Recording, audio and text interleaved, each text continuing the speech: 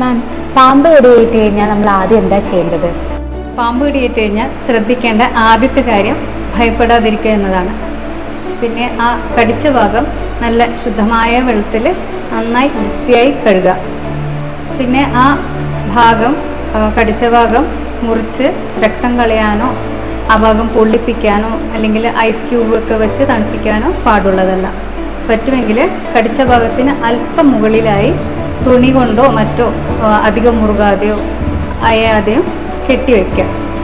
വരുന്ന പേഷ്യൻസൊക്കെ ഒത്തിരി ആ ഒരു വെപ്രാളത്തിൽ ഒത്തിരി മുറുക്കിയിട്ടാണ് കെട്ടിക്കൊണ്ടുവരാറ്. അത് പിന്നീട് വ്രണമുണ്ടാകാൻ, അതായത് പോസ്റ്റ് സ്നേക്ക് ബൈറ്റ് അൾസർ ഉണ്ടാകാനുള്ള സാധ്യത വളരെ കൂടുതലാണ്. ഒരു കാരണവശാലും രോഗിയെ നടക്കാൻ അനുവദിക്കരുത്. യാത്ര ചെയ്യുന്ന സമയത്ത് കടിച്ച ഭാഗം താഴ്ത്തി വെക്കാൻ ശ്രദ്ധിക്കുക.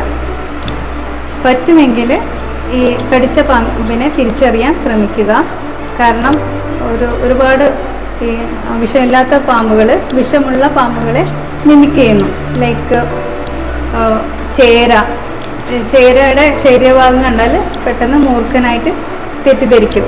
അതുപോലെ വൂഡ് സ്നേക്ക്, നമ്മൾ വെള്ളി വരയെന്ന് പറയുന്ന സ്നേക്ക്, അത് നമ്മുടെ വെള്ളിക്കെട്ടൻ അല്ലെങ്കിൽ ക്രേറ്റ് എന്ന് പറയുന്ന പാമ്പിനെ മിമിക് ചെയ്യുന്നുണ്ട്.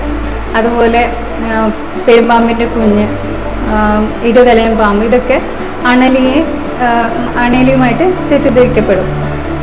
അപ്പം പറ്റുമെങ്കിൽ ഇത് കറക്റ്റായിട്ട് ഐഡൻറ്റിഫൈ ചെയ്താൽ നമ്മുടെ ചികിത്സ വളരെ പെട്ടെന്ന് നടത്താൻ സാധിക്കും. ഏറ്റവും പ്രധാനപ്പെട്ട കാര്യം എത്രയും പെട്ടെന്ന് ASV anti snake venom available ആയിട്ടുള്ള ഹോസ്പിറ്റലിൽ ഈ രോഗിയെ എത്തിക്കുക എന്നതാണ്.